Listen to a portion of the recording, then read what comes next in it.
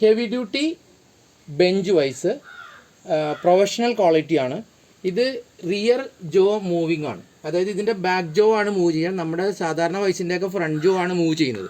അതേപോലെ തന്നെ ഇതിന് 3 തരത്തിൽ ക്ലാമ്പിംഗ് ഉണ്ട്.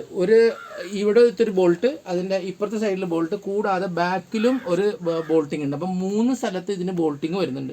അതുകൊണ്ട് തന്നെ ഇത് ഒരുപാട് ലോഡ് എടുക്കും. സാധാരണ നമ്മുടെ ബെഞ്ച് വൈസുകൾക്കൊക്കെ ഇവിടെ ഈ 2 ഭാഗത്തുള്ളൂ. നമ്മളിവിടെയൊക്കെ അബദ്ധത്തിലെങ്കിലും ഒരു ഹിറ്റിങ് കിട്ടിക്കഴിഞ്ഞാൽ അത് ഇവിടെ വെച്ച് പൊട്ടി പോകുന്നൊരു കുഴപ്പമുണ്ട്. ഈ വൈസിന് നിങ്ങൾക്ക് ഏകദേശം 5 വർഷത്തോളം വാറണ്ടി കിട്ടുന്നതും ഇതിൻ്റെ സ്പെയർ എല്ലാം അവൈലബിൾ ആയിട്ടുള്ള ഒരു വൈസാണിത്. ഇത് നമ്മുടെ ഇന്ത്യൻ മെയ്ഡ് വൈസാണ്. നോക്കൂ, ഇത് എത്ര സ്മൂത്തായിട്ടാണ് ഇതിൻ്റെ മൂവ്മെൻറ്റ് വർക്ക് ചെയ്യണമെന്ന് നോക്കി. ഇതാണ് ഇതിൻ്റെ ഏറ്റവും വലിയ പ്രത്യേകത.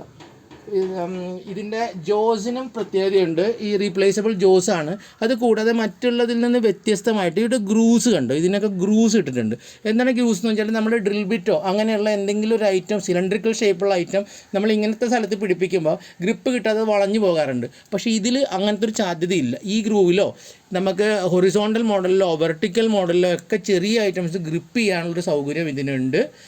അത് കൂടാതെ ഇതിൻ്റെ ക്ലാമ്പിംഗ് പവർ എന്ന് പറഞ്ഞാൽ ഏകദേശം 1.2 ടണ്ണാണ്. 1200 കിലോ ക്ലാമ്പിംഗ് പവർ കിട്ടുന്നൊരു വൈസാണ്.